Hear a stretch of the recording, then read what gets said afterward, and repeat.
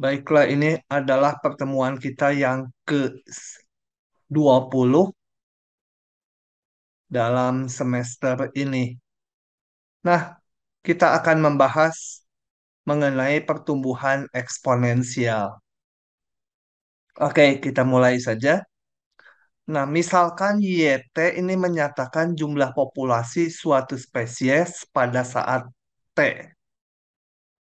Oke, Y ini bisa menyatakan jumlah bakteri, jumlah penduduk, jumlah zat, atau lain-lainnya.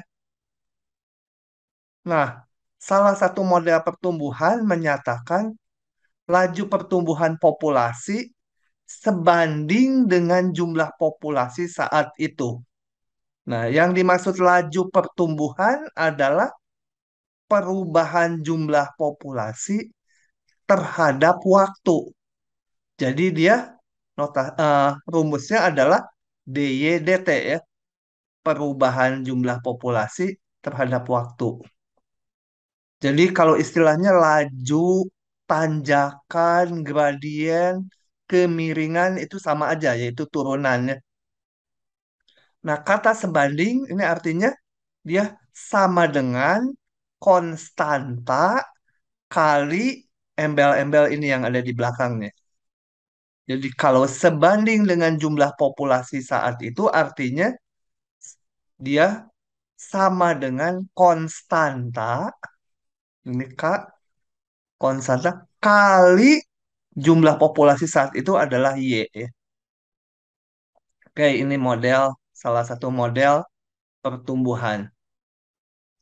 Nah, pada model di atas K bisa bernilai positif, yaitu kalau populasinya bertambah, atau negatif kalau populasinya berkurang, atau nol.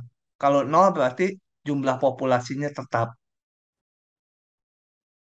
Nah, model di atas dapat ditulis sebagai kalau ini Y-nya saya kedepankan menjadi 1/Y.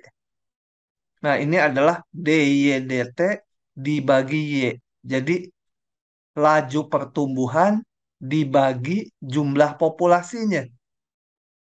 Nah, hasilnya adalah K-nya ini dinamakan laju pertumbuhan per kapita atau laju pertumbuhan relatif. Kenapa per kapita? Karena ini adalah laju pertumbuhan dibagi jumlah populasinya. Jadi ini menyatakan laju pertumbuhan per satu individu atau per kapita, gitu ya. Oke. Nah, model di atas mempunyai solusi berbentuk seperti ini. Nah, di sini kita belum sampai kepada alat untuk mencari solusinya, tetapi kita akan buktikan ini hanya sebagai klarifikasi bahwa fungsi ini adalah solusi dari ini atau solusi dari yang atas. Sama aja ini dengan yang atas. Caranya ya kita hanya mengklarifikasi yaitu menunjukkan bahwa fungsi ini memenuhi persamaan ini. Nah, ini akan saya perlihatkan. Sebentar kita crop dulu dan kita bawa ke OneNote.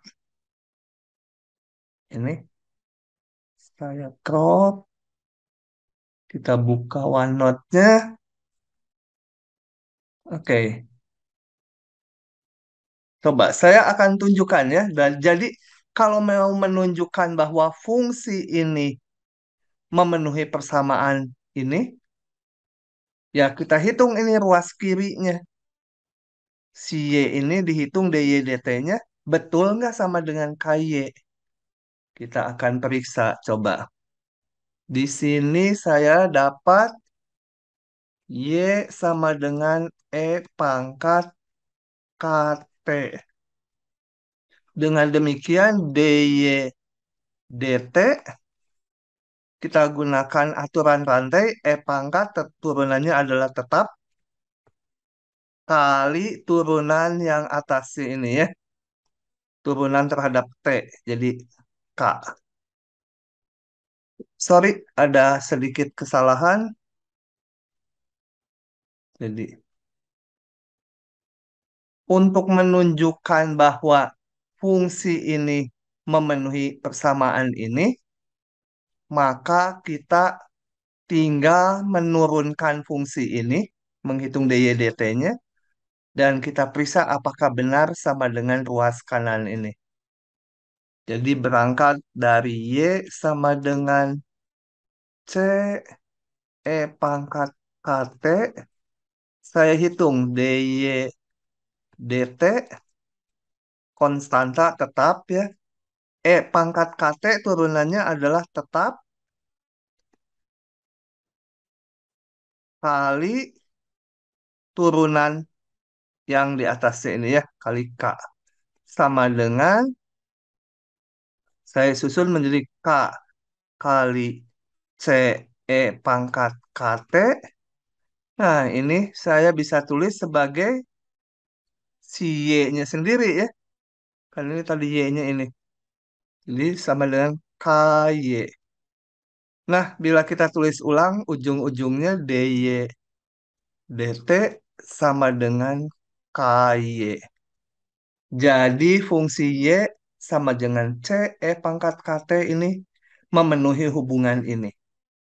Nah, fungsi ini memenuhi hubungan ini, artinya ini solusi dari persamaan ini. Oke, kita lanjut. Nah, perhatikan bahwa pada saat awal, yaitu T-nya 0, kita hitung coba ya.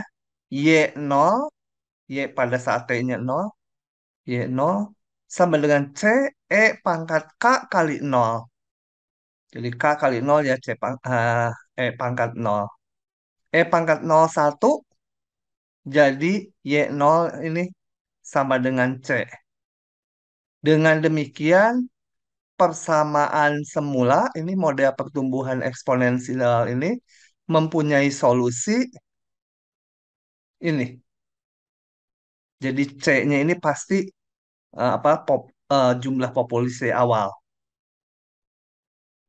Oke. Nah, kita lihat eh, dua contoh soal berikut. Populasi manusia pada tahun 1950 adalah sekian dan pada tahun 1960 menjadi sekian. Dengan asumsi model pertumbuhannya eksponensial, tentukan laju pertumbuhan relatifnya. Apa tadi model laju pertumbuhan relatif? Yaitu dy/dt dibagi y ya, atau dy/dt ini k-nya yang di sini. Nah, untuk itu coba saya buka solusinya aja.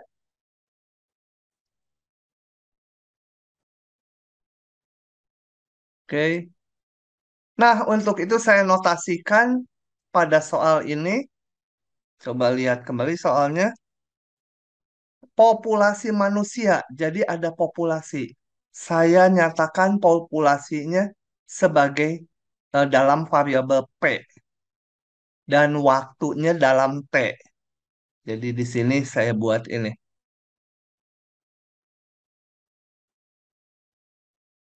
Oh, sorry. Nah, ini.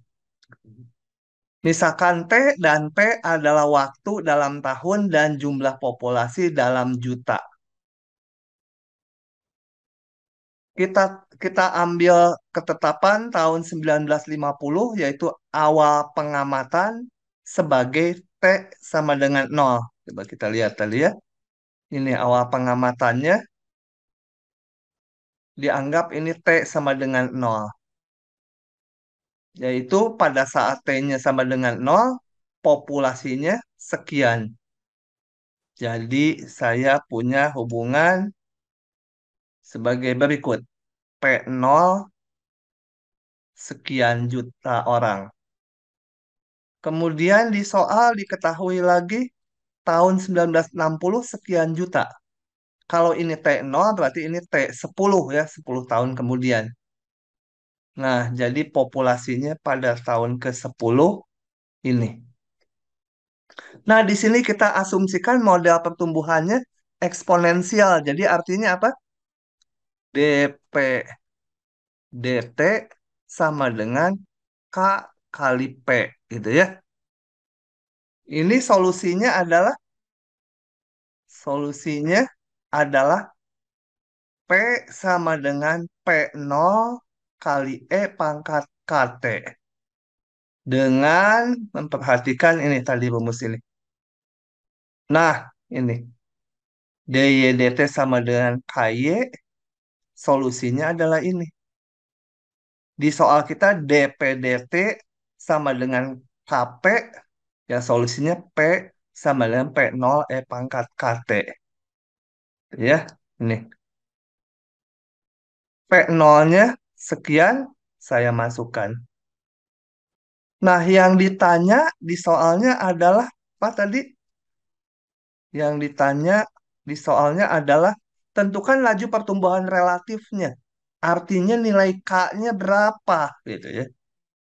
Oke, jadi kita lanjut hitung. Kita gunakan data ini. P10 sekian. Masukkan waktu T-nya 10, jumlah populasinya 3040. Jadi jumlah populasinya 3040 saat T-nya 10. Jadi 10K di sini. Oke, dari sini sebenarnya sedikit ada langkah yang dilakukan, yaitu saya bagi ini 3040 dibagi 2560 sama dengan E pangkat 10K. Kemudian dari situ kita tarik ln-nya. Ln 3040 dibagi 2560 sama dengan ln E pangkat 10K.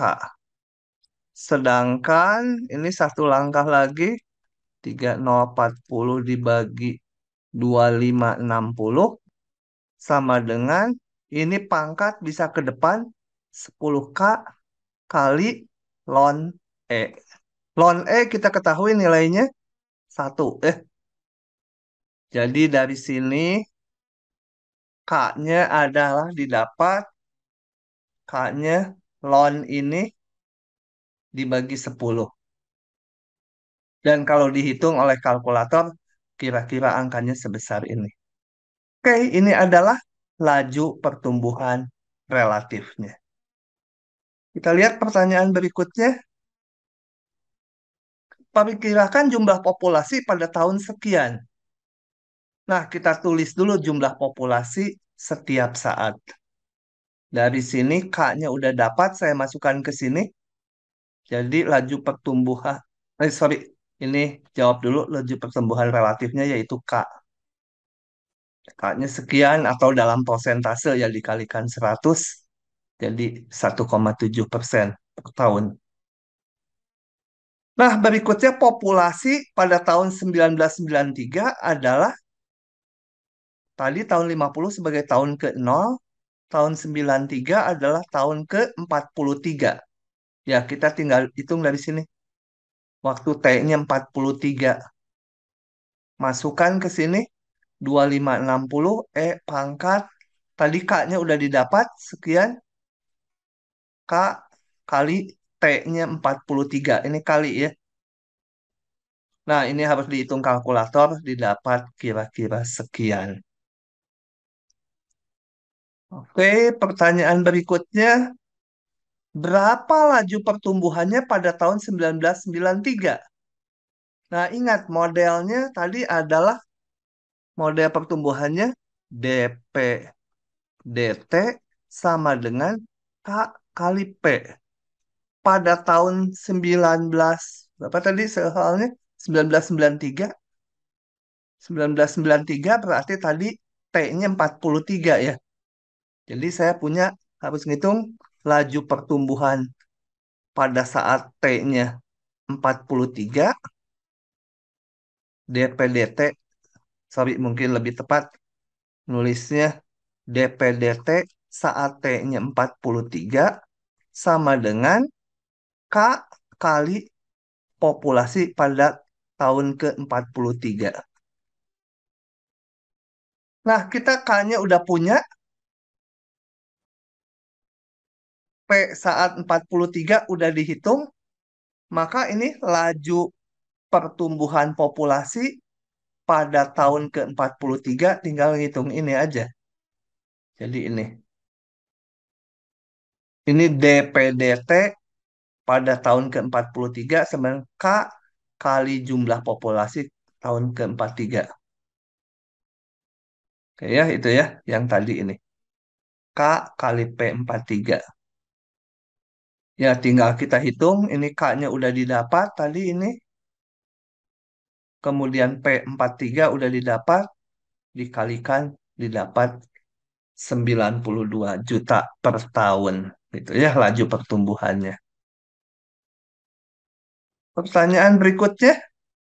Perkirakan jumlah populasi pada tahun 2020. Nah, ini sama aja dengan yang B. Jadi kalau tahun 2020, kalau ini T0 berarti berapa? 70 tahun ya kemudian. Jadi kita akan hitung P70. P70 yang masuk lagi aja ke rumus ini. P70, T-nya diganti 70, K-nya tadi udah dapat 2560 kali E pangkat K kali 70. Hasilnya sekian. Oke, begitu. Itu jawaban soal ke-1. Oke, sekarang yang nomor 2. Waktu paruh dari zat radium 226 adalah 1590 tahun. Waktu paruh itu apa? Waktu paruh itu, jadi ini ada zat radioaktif radium 226. Waktu paruh itu waktu yang diperlukan sehingga zat tersebut jumlahnya tinggal setengahnya, separuhnya lagi, separuhnya ya. Kemana saat itu kok bisa berkurang? Karena zat radioaktif itu memancarkan sinar radioaktif. Kalau memancarkan sesuatu, ya zatnya akan berkurang lama makin sedikit. Nah, ini dari jumlah semula menjadi setengahnya itu butuh waktu sekian tahun. Pada saat awal terdapat 100 gram. Jadi kita anggap waktu T-nya 0, T waktunya sama dengan 0, ada 100 gram. Kemudian model pelurunya mengikuti model eksponensial. Nah, tentukan jumlah zat setiap saat. Oke, kita lihat jawabannya. Nah, saya notasikan T ini waktu dan M adalah jumlah zat pada saat T. Itu ya si M ini. Saya punya M0 saat pengamatan tadi di soalnya berjumlah 100 gram. Jadi M0 100. Kemudian saya punya data lagi juga waktu paruhnya sekian tahun. Jadi apa artinya? Artinya setelah sekian tahun tinggal 50, tinggal setengahnya. Ini waktu paruh, waktu menjadi separohnya. Dari 100 jadi 50, waktu T-nya sekian. Oke, kembali di sini modelnya kan model pertumbuhan eksponensial artinya apa? dm dt sama dengan konstanta kali M gitu ya. Dan ini mempunyai solusi ini sama dengan massa mula-mula atau jumlah saat mula-mula kali E pangkat KT. M0-nya 100 kali E pangkat KT. Nah, yang ditanya apa tadi? Yang ditanya jumlah saat setiap saat. Jumlah saat setiap saat adalah ini. Tapi di sini masih ada konstanta. konstantanya harus kita hilangkan dulu. Kita gunakan syarat yang ini. Oke. M1590 sama 50. Artinya waktu T-nya sekian, maka M-nya sekian. Masukkan waktu T-nya sekian, 1590K. Ini T-nya 1590. Jumlah saatnya tinggal 50, setengahnya dari semula. Oke, ini nanti caranya seperti yang sebelumnya. Kita hitung, ya saya tulis ulang lagi untuk supaya jelasnya. Dari sini saya punya 50/100 sama dengan E pangkat 1590K. Dilonkan 50/100 sama dengan ini K ya loh. Sama dengan ln E pangkat 1590K. Dari sini ln 50/100 sama dengan ini pangkat bisa ke 8 K itu ya. Sorry, ini aduh tulisannya 1590K kali ln E 1. Nah, dari sini K-nya bisa dihitung, yaitu 1/1590 kali ln ini. Kalau dihitung pakai kalkulator, didapat ini. Oh, nggak usah pakai kalkulator ini sih. Ini kan ini ln setengah, atau yang ini didapat dari mana? Dia ln setengah. Sama dengan ln 2 pangkat min 1. Min satunya ke depan menjadi min ln 2. Jadi min ln 2 ini dibagi 1590. Nah, dengan demikian saya punya bukan jumlah populasi, sorry, jumlah sat setiap saat adalah ini. 100 kali E pangkat KT, K-nya ini. Kemudian kita lihat pertanyaan berikutnya. Tentukan jumlah sat setelah 1000 tahun. Ya, masukkan aja T-nya 1000 ke sini. Masukkan T-nya 1000. M1000 sama dengan tadi rumusnya 100 E pangkat ini T-nya 1000 eh. Nah, ini semua udah angka, tinggal dihitung, ini perlu kalkulator, didapat sekitar 65. Bukan miligram, gram ya ini, sorry, gram. Karena semua satuannya, sorry, satuannya gram atau miligram awalnya. Gram ya, jadi gram semua satuannya. Ini bukan miligram, tapi gram. Oke, pertanyaan selanjutnya. Kapan sat tersebut tinggal 30 gram soal ini ya? Bukan miligram, ini gram nih. Gram. Oke. Nah, untuk itu kita hitung lagi. Tadi, sorry, tinggal berapa? 30 gram. Jadi, masuk lagi ke rumus MT-nya ini. Ininya tinggal 30 gram. Berapa T-nya? Gitu ya. MT-nya 30, dicari T-nya. 30 sama dengan 100 E pangkat. Ini kali T. Kembali ini dibuat 30/100 sama dengan E pangkat ini dilonkan maka akan keluar T-nya sekian. Oke, itu jawaban soal tadi ya, nomor 2. Nah, kita lanjut. Berikutnya ada yang namanya hukum pendinginan Newton. Ini juga model eksponensial, cuma ada sedikit variasinya ya. Ada sedikit variasinya. Coba kita perhatikan gini masalahnya. Sebuah benda dengan temperatur 72 derajat Celcius,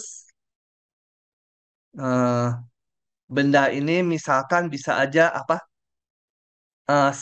segelas kopi gitu ya, atau sepotong besi yang dipanaskan gitu ya. Nah, benda ini diletakkan dalam ruangan yang temperaturnya 44 derajat Celcius. Jadi temperatur ruangannya 44, benda ini disimpan di dalam ruangan itu. Nah, pada hukum pendinginan Newton ini diasumsikan ruangannya sangat besar, katakanlah di ruangan terbuka. Jadi temperatur udaranya tetap segini terus. Sedangkan temperatur bendanya akan turun karena diserap udara, ya, diserap oleh lingkungannya. Tetapi temperatur lingkungannya karena lingkungannya sangat luas, praktis temperatur lingkungannya mah tetap aja meskipun menyerap panas, dia tetap segini terus gitu ya. Jadi dia konstan temperatur ruangannya. Sedangkan temperatur bendanya makin lama makin turun. Nah, pertanyaannya berapa temperatur benda setelah 1 menit?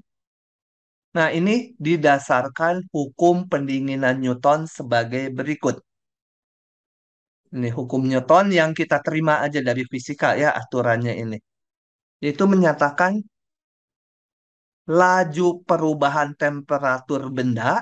Ingat, laju perubahan temperatur. Jadi turunan temperatur terhadap waktu ya. Ini laju tuh. Sebanding. Kalau sebanding berarti sama dengan konstanta dikalikan dikalikan dengan apa? Dengan ini yang ditulis di sini. Sama dengan konstanta kali beda temperatur benda dengan temperatur ruangan. Gitu ya. Oke. Jadi rumusannya ini. Kalau T besar itu menyatakan temperatur benda, maka laju perubahan temperatur benda adalah dt dt. dt besar dt itu ya. Nah, sebanding tadi konstanta kali ini beda temperatur benda dengan ruangan. Ini bedanya. T dikurangi R. Ini temperatur benda, ini temperatur ruangan. R-nya di sini konstanta ya. Oke. Nah, kita lihat begini. Ada hal yang perlu saya tulis. Kita lihat gini. Kita di depan punyanya rumus ini. DY dt sama dengan KY. Itu solusinya adalah Y sama dengan Y0 E pangkat KT. Sedangkan di rumus ini, kita lihat rumusnya. Sorry, ini saya tutup dulu. Ininya beda ini. Ini beda ya. Coba kita tarik ke sini. Saya pasang lagi di sini. Nah, agak beda dengan yang di atas. Ini kalau ini Y, ini Y. Tapi di sini T, ininya beda, T min R. Tetapi kita lihat sebagai berikut. DT. DT, sorry, salah. Saya mau ngitung ini. DT dikurangi R diturunkan terhadap waktu itu sama dengan turunan T temperatur benda terhadap waktu dikurangi turunan temperatur ruangan terhadap waktu gitu ya. Turunan dari selisih sama dengan turunannya dikurangi. Nah, yang ini kan nol. Kenapa? Karena R-nya konstanta temperatur ruangan. Konstanta. Dia temperatur ruangan. Sehingga saya dapatkan DT min R DT sama aja dengan DT DT. Gunanya apa diginikan? Karena di sini saya ubah yang ini menjadi DT min R DT sama dengan K kali T min R. Nah, ini menguntungkan bentuknya sama. D ininya sama nih.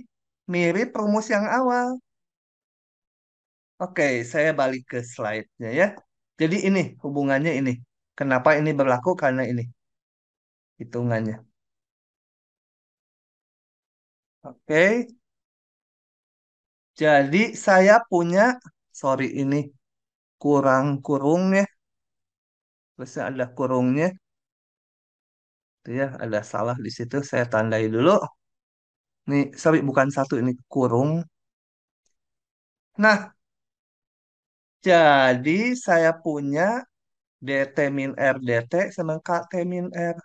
Solusinya apa? Kita lihat lagi ke sini kalau lupa. Sorry. Ini DY DT sama KY. Solusinya Y-nya. Ini Y sama Y0 E pangkat KT. Kalau yang ini solusinya ya ini kan pengganti Y-nya. Jadi T min R sama dengan ini Y0-nya berarti T min R saat T-nya 0 bukan dikali 0 ya ini. T min R saat T-nya sama dengan 0. E pangkat KT. Begitu ya yang ini. Kembali ke sini, jadi saya dapat T min R sama dengan T min R saat awal kali E pangkat KT. Oke, T min R saat awal adalah temperatur awal dari benda dikurangi temperatur awal ruangan. Tapi temperatur ruangan si konstan. Oke, nah coba kita lihat eh, aplikasi nyatanya. Gini, sebuah benda yang temperatur awalnya sekian diletakkan dalam lemari es yang temperaturnya sekian. Ini harusnya satuannya Fahrenheit ya. Kalau Celsius, masa temperatur lemari es 44 derajat Celsius? Enggak lah, ini harusnya Fahrenheit. Jadi soal tadi harusnya Fahrenheit gitu. Setengah jam kemudian temperaturnya menjadi 61 derajat. Turun tentunya ya, dimasukkan ke lemari es. Bila penurunan temperaturnya memenuhi hukum pendinginan Newton, oke, ini soalnya belum ada solusinya. Saya akan tulis solusinya.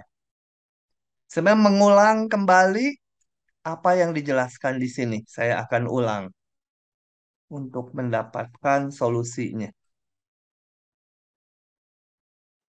Coba kita lihat bersama. Nah, di sini saya temperatur bendanya nggak akan menggunakan T besar ya. Saya akan menggunakan variabel Y. Kenapa? Karena kalau pakai huruf T besar, susah lisannya. Ini, DT, DT. Kalau DT, DT seolah-olah nanti satu, padahal bukan. D, temperatur benda terhadap waktu. Nah, ini T-nya saya akan ganti Y di jawaban soal ini. Supaya enggak T dan T, itu T besar dan T kecil. Oke, jadi saya misalkan. Misal T itu waktu, Y itu temperatur benda. Ini masing-masing ini waktu, yang ini temperatur benda. Jadi nggak menggunakan T besar. Nah, hukum pendinginan Newton mengatakan DT, sorry DT lagi, DY DT sama dengan konstanta kali perbedaan temperatur benda dengan temperatur ruangannya. Di dalam lemari es temperaturnya selalu 44 gitu. Konstan dia ya. Kemudian saya juga punya data awalnya 70 derajat. Berarti Y0 sama dengan 72. Gitu ya. Kemudian saya punya juga gini. Setengah jam kemudian temperaturnya 61 derajat. Nah, kalau T-nya waktu ini dalam jam, maka saya punya Y setengah jam, Y setengah sama dengan 61. Nah, berapa temperatur benda setelah 1 jam? Ya, kita cari dulu solusi ini. Caranya saya tulis ini. DY min 44 DT. Kenapa digitukan supaya sama dengan ini? Kayak tadi, ini dan ini sama aja karena turunan dari 44 itu 0.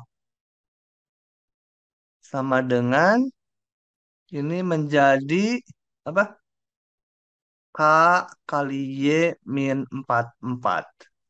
Solusinya Y min 44 sama dengan Y min 44 saat awal, jadi saat T-nya 0, dikali E pangkat KT. Oke, kita lihat sekarang Y min 44 sama dengan yang ini, berarti Y0 dikurangi 44 ya. Ini berarti Y saat T-nya 0 dikurangi temperatur eh, lemari es pada saat T-nya 0. Tapi yang ini konstanta aja. Jadi tinggal Y0 dikurangi 44. Dia selalu konstan. E pangkat KT atau ini saya bisa tentukan Y sama dengan 44-nya saya bawa ke kanan. Ini Y0 berapa Y0? Y0 itu tadi 72 dikurangi 44 kali E pangkat KT. Itu atau Y sama dengan 44 ditambah ini berapa? 72 kurangi 44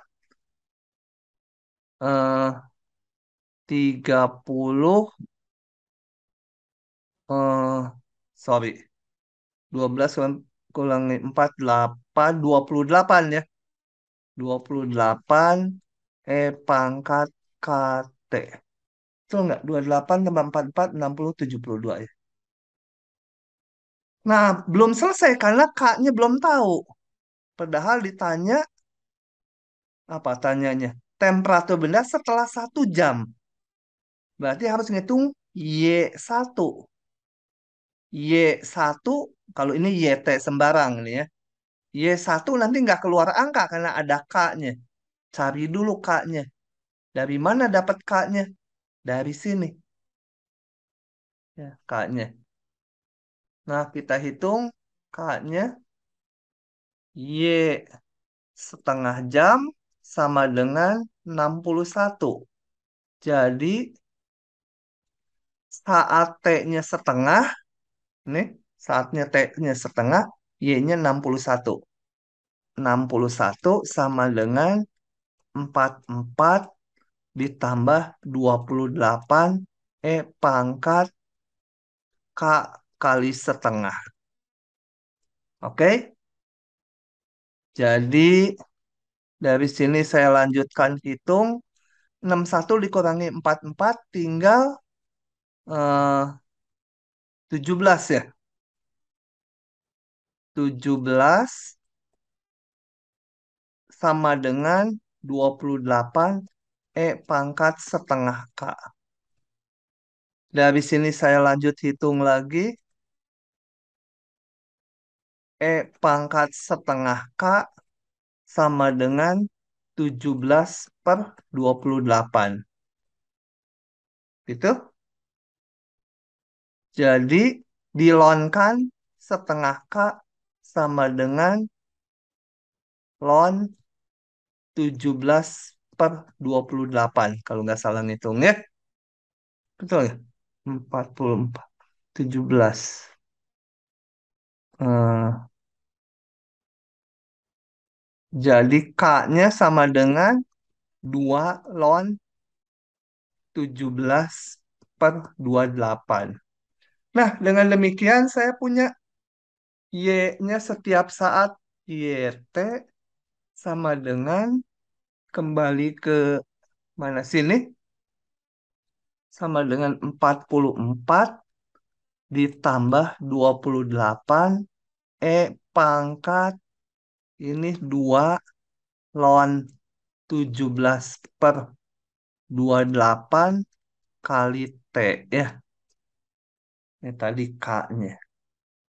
Oke, dengan demikian pertanyaan yang A, berapa temperatur benda setelah 1 jam? Kita tinggal hitung aja. Jadi setelah 1 jam, Y1 aja hitung sama dengan 44 ditambah 28 pangkat 2 ln 17/28 dikalikan T-nya 1. Ini harus dihitung sama kalkulator gitu ya. Setelah 1 jam. Pertanyaan berikutnya, berapa waktu yang dibutuhkan agar temperatur benda menjadi 50 derajat? Jadi temperaturnya menjadi 50, kita mau ngitung T-nya. Oke ya, jadi eh, temperatur YT-nya sama dengan 50. Nah, ditanyanya berapa T-nya setelah berapa lama. Jadi kita hitung kembali masukkan ke sini. Ininya menjadi 50. Temperatur bendanya. Waktu yang dibutuhkannya dihitung. 50 sama dengan 44 ditambah 28 pangkat 2 ln 17/28 dikali T. Mau dicari T-nya berapa? Ini kita jalankan. 50 dikurangi 44 tinggal 6 sama dengan 28 pangkat 2 ln 17/28 kali T. Nah, ini 6/28 sama dengan pangkat 2 ln 17/28 kali T. Kita lonkan 6/28 sama dengan dilonkan ini pangkatnya menjadi ke depan 17/28 kali T itu pangkat pangkat ini ke depan kalau dilonkan kali ln E 1 ya. Oke. Jadi dari sini saya bisa ngitung T-nya sama dengan ln 6/28 dibagi 2 ln 17/28.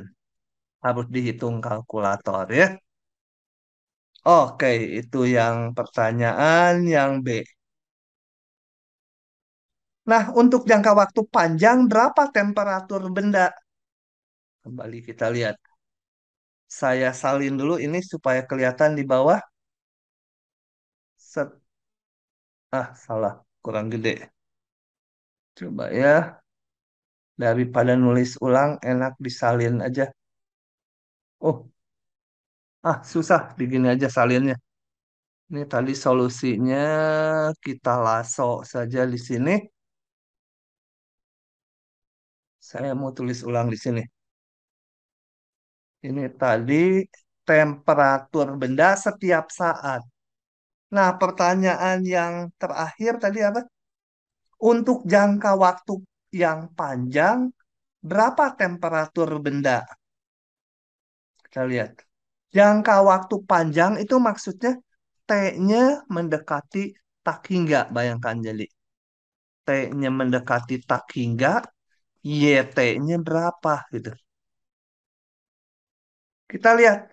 Kalau T mendekati tak hingga, kalau T mendekati tak hingga, maka 2 ln 17 per 28 kali T. Ingat ini ln ini bilangan kurang dari satu. Nilai ln-nya negatif. Ya, ini konstanta tapi negatif. Ini menuju tak hingga. Jadi ini seluruhnya akan menuju min tak hingga. Sehingga bagian yang saya kotakin merah ini, yaitu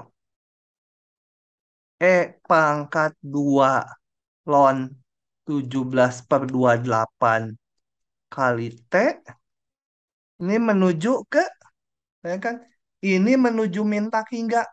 E pangkat min tak hingga. Menuju berapa? Kita lihat. Seolah E pangkat min tak hingga itu 1 per E pangkat tak hingga. E itu 2,7 sekian. 1 dibagi 2,7 sekian pangkat tak hingga.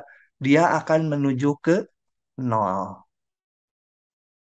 Sehingga untuk T menuju tak hingga, YT-nya akan menuju ke nilai 44 ditambah 28 kali 0. Karena ininya tadi menuju 0. Atau ini sama dengan 44. Nah, ini wajar. Coba kita, kenapa wajar? Tadi kan benda, lihat lagi soalnya. Benda awalnya 72 derajat. Disimpan di lemari es yang temperaturnya sekian. Ya, temperatur benda akan turun sampai nanti untuk jangka waktu yang cukup lama, temperatur benda akan 44 derajat juga. Nggak mungkin kurang dari ini ya. Nggak mungkin kurang dari ini. Temperatur di dalam lemari esnya cuma 44. Ya temperatur benda kalau turun paling-paling 44. Dan ini cocok dengan hitungan ini. Kalau T-nya menuju tak hingga artinya T-nya cukup lama. Temperatur benda cenderung kita hitung 44. Cocok. Bagus. Hukum pendinginan Newton.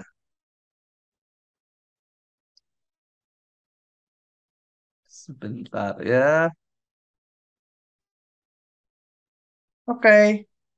Itu adalah mengakhiri contoh mengenai pertumbuhan eksponensial atau peluruhan eksponensial tergantung berkurang atau bertambah gitu ya. Kalau populasinya bisa berkurang bisa bertambah, temperatur juga bisa berkurang atau bertambah. Nah, selanjutnya saya akan masuk ke pasal yang baru yaitu penurunan fungsi logaritma. Nah, untuk itu sebelumnya saya akan mundur dulu karena ada rumus yang akan dipakai. Coba kita lihat dulu mundur. Mana ya rumusnya? Nah, ini akan saya pakai ya. Jadi ini akan saya crop. Ini udah kita bahas di kuliah sebelumnya. Oke, saya letakkan di sini. Hmm, ini kita sudah punya ya, udah pernah dibuktikan di kuliah sebelumnya. Jadi ini udah bagus. Nah, sekarang kita masuk ke penurunan fungsi logaritma. Mana tadi? Nah, ini. Kalau saya punya fungsi ini, sorry, yang di kiri, maka turunannya adalah ini. Kita akan buktikan, coba ya. Kita akan buktikan. Saya crop dulu. Di cropnya segini aja dulu. Nanti akan dilihat benar nggak hasilnya yang ini. Saya masukkan ke sini. Nah, ini kita pura-pura hasilnya belum tahu ya. Sama dengan apa gitu ya. Turunan dari log BX ini. Nah, untuk itu kita lihat gini. Y sama dengan log BX. Begitu. Kemudian saya akan nyatakan ini atau ini artinya adalah apa? B pangkat Y sama dengan X gitu ya. Tuh. Nah, kemudian saya turunkan kedua ruas terhadap X. B pangkat Y sama dengan turunan dari X itu ya. Ruas kanan X turun ke X satu. Tinggal yang kiri. Kita ingat aturan rantai gini. Kalau saya punya Y sama dengan B pangkat X, di depan udah dibuktikan. Ini yang di atas saya tulis ulang ini ya. Maka Y, sorry, DY DX-nya sama dengan B pangkat X ln B. Kalau saya punya Y sama dengan B pangkat U, U-nya sendiri fungsi X, gimana? Menurunkannya pakai aturan rantai. DY DX itu tetap B pangkat UX dikali ln B sama dengan ini. Tapi kali turunan lebih dalamnya lagi, kali DU DX gitu ya. Oke. Contoh yang lain kalau Y saya punya B pangkat X kuadrat. Turunannya gimana?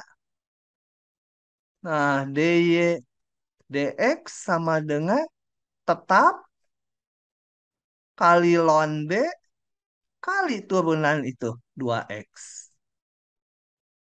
Nah, kalau saya punya sekarang B pangkat Y diturunkan ke X meniru dengan ini.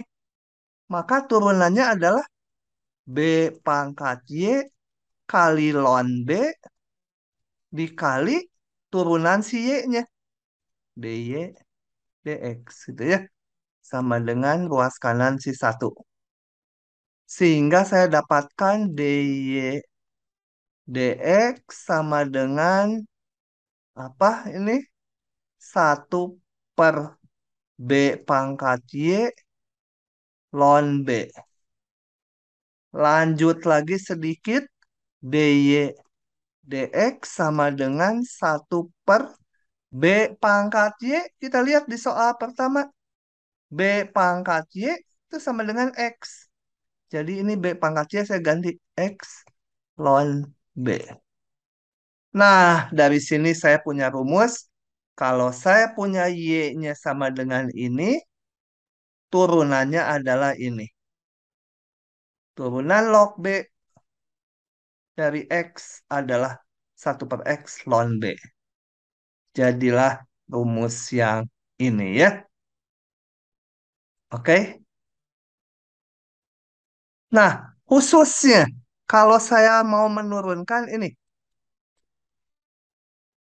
log log E itu ln ya. Ln itu logaritma dengan bilangan dasar X.